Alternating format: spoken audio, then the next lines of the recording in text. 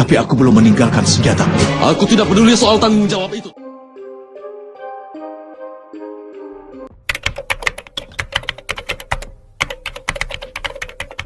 Di episode sebelumnya, Raja Destarasta memutuskan untuk melarang keluarga kerajaan pergi ke Indraprasta.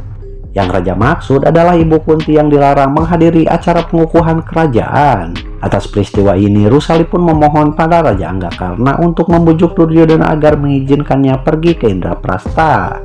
Atas persahabatan yang mereka jalin sewaktu kecil, Raja Angga pun berjanji akan melindungi Rusali sampai tiba di Indraprasta. Lalu Raja Angga meminta pada Duryodhana agar membiarkan Ibu Kunti pergi ke Indraprasta. Karena Duryodhana mengungkit kebaikannya di masa lalu, Raja Angga pun melepas mahkota di kepalanya dan mundur dari jabatan Raja di Angga. Namun ia masih tetap akan melindungi Duryodhana sampai kapanpun dan tidak akan pernah membela apalagi membantu Arjuna. Bagaimana cerita selanjutnya? Yuk tak usah banyak kawadu lagi, mari sama-sama kita mulai masuk pada alur cerita film Mahabharata episode 128.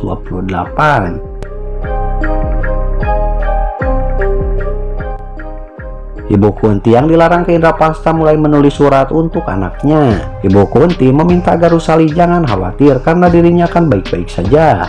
Selain itu, Kunti akan meminta pada Raja agar memastikan kebebasan Rusali. Dan itu adalah janji dari ibu para Pandawa yang tidak bisa dibatalkan. Tiba-tiba pelayan berkata jika di luar ada Raja Anggakarna meminta izin untuk masuk. Izinkan masuk. Karena memberi salam pada Ibu Kunti. Lalu ia berkata jika dirinya telah memastikan kebebasan Rusali. Karena pun mengajak Rusali pergi dan akan mengantar sampai perbatasan Indraprasta dengan aman. Rusali meminta maaf dan berkata jika dirinya bisa pergi sendiri tanpa harus merepotkan Karna. Karna pun mendekati Rusali kemudian bertanya apakah Rusali ragu pada Karna. Rusali menjawab tidak, namun sebelumnya ia pernah pergi bersama para bangsawan dan membuat mereka semua celaka. Oleh karena itu ia hanya ingin pergi sendiri tanpa dikawal seorang raja atau pejabat. Aku bukan lagi seorang raja, Rusali. Karna mulai tersenyum lalu berkata bahwa dirinya saat ini bukan lagi seorang raja karena telah mengundurkan diri. Namun Rusali jangan khawatir karena akan melindungi Rusali. Karna pun meminta Rusali agar pamit pada Ibu Ratu. Berpamitan dulu pada Ibu Ratu. Ibu Kunti mulai mendoakan Rusali. Kemudian ia meminta agar Karna mengantarkan surat ini yang ia pegang pada anaknya. Karna mendekati Ibu Kunti lalu berkata jika Ibu Ratu pasti percaya pada Karna sampai mau menitipkan surat tertulis. Kemudian Ibu Kunti berkata jika ia akan memberitahu Karna terkait isi pesan yang harus Karna sampaikan pada para Pandawa. Beritahu pada anak-anakku bahwa... Berpikirlah dulu sebelum memberikan isi pesannya, Ibu Ratu. Ketika Kunti akan berkata, Karna meminta agar Ibu Kunti berpikir dahulu. Karena persahabatannya dengan Duryodhana masih terjalin meskipun Karna bukan lagi seorang raja. Ibu Kunti terlihat sedikit kecewa. Lalu ia membuka surat yang dipegangnya dan tanpa diduga Ibu Kunti menyobek surat tersebut. Ibu Kunti berkata bahwa dirinya sangat yakin jika semua yang Karna lakukan akan sesuai dengan kebenaran yang Karna miliki. Lalu Ibu Kunti mengatakan terkait apa yang harus Karna katakan pada para Pandawa, yaitu bahwa kerajaan yang sebenarnya adalah kerajaan yang mandiri. Jika Pandawa mencari perlindungan dari Hastinapura, maka Indraprasta akan selalu menjadi bagian dari ketidakbenaran. Oleh sebab itu, segeralah buat Indraprasta menjadi kerajaan yang mandiri. Dan Ibu Kunti tidak akan pergi ke Indraprasta sampai Indraprasta menjadi kerajaan yang benar-benar mandiri. Baru ibumu akan masuk ke Indraprasta. Esok harinya, Karna berdoa di pinggiran sungai. Lalu ia berkata pada para Brahma agar mau menerima sumbangan yang ia berikan. Para Brahma saling menatap sambil gogodeg. Karna pun mengambil nampan berisi koin emas kemudian menghampiri para Brahma dan menawarkan sumbangan. Tanpa diduga, para Brahma menjawab bahwa mereka tidak bisa menerima sumbangannya karena dilarang menerima sumbangan dari putra seorang kusir. Karna berkata jika kemarin para Brahma mau menerima sumbangannya. Lalu Brahma menjawab bahwa kemarin Karna adalah seorang raja, di mana seorang raja akan dianggap sebagai orang yang mampu. Karna berkata jika para Brahma menerima sumbangannya atas dasar takut dihukum. Terserah kau. Tapi kenapa kau memaksa kami melakukan perbuatan tidak benar? Para Brahma bertanya kenapa Karna memaksa mereka untuk menerima sumbangannya. Dengan garang Karna berkata bahwa ia telah meninggalkan kerajaannya. Namun ia tidak meninggalkan senjata sambil mencabut pisau yang dia bawa.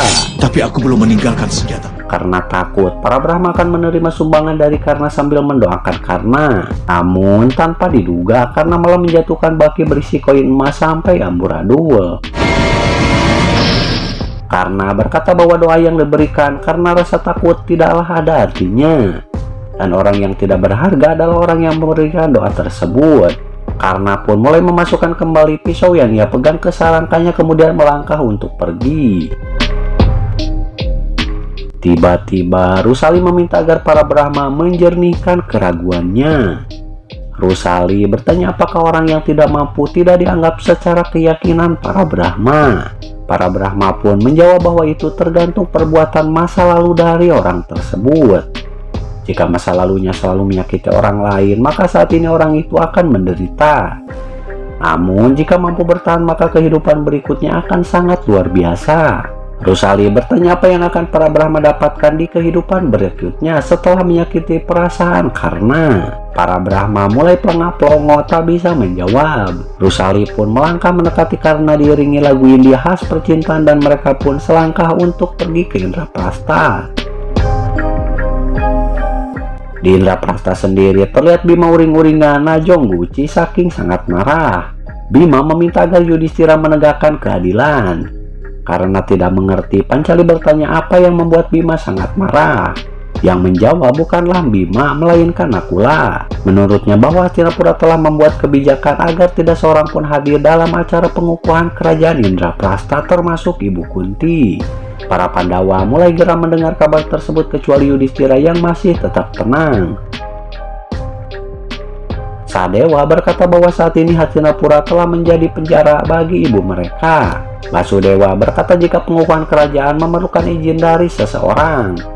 Namun sayangnya Raja Desarastra telah membuat kebijakan dan juga larangan kehadiran seseorang. Dan Indraprastha mau tidak mau harus mematuhi kebijakan Hastinapura karena itu merupakan tanggung jawab mereka. Aku tidak peduli soal tanggung jawab. Bima berkata jika dirinya tidak peduli soal tanggung jawab karena itu hanya untuk Yudhishthira. Yang ia tahu hanyalah siap mati bagi seseorang yang mencintai dirinya. Dan orang yang jadi musuhnya sangatlah pantas mati di tangannya. Basudewa berkata karena itulah Bima disayang oleh dirinya. Lalu Pancali meminta saran pada Basudewa. Basudewa berkata bahwa menyerang Hastinapura akan dianggap sebagai pengkhianatan dan itu berlaku bagi para raja seperti Yudhishthira. Namun itu tidak berlaku bagi anak-anak dari seorang ibu. Tolong jelaskan, Mandawa. Karena para Pandawa meminta penjelasan, akhirnya Yudhishthira pun bicara. Menurutnya ia tidak akan mengizinkan adik-adiknya menyerang Hastinapura. Dan dia juga tidak akan memberikan pasukan.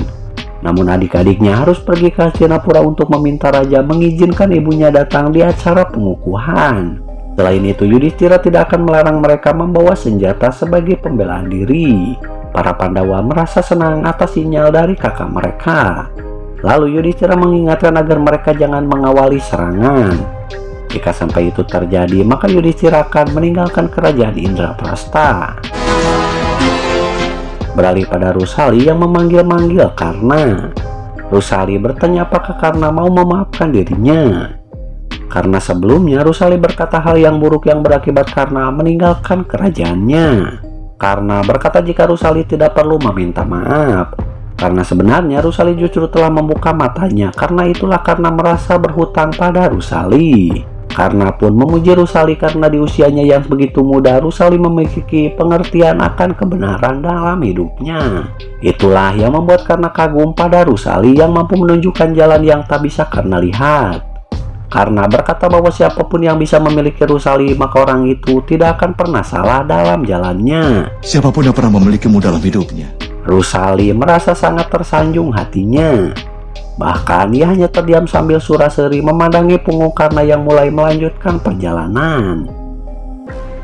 Di Indraprastha sendiri terlihat prajurit membuka gerbang kerajaan karena keempat adik Yudhishthira beserta Basudewa akan pergi ke Hastinapura. Ketika gerbang terbuka, mereka pun berhenti karena di depannya terlihat Karna berdiri menghalangi jalan mereka.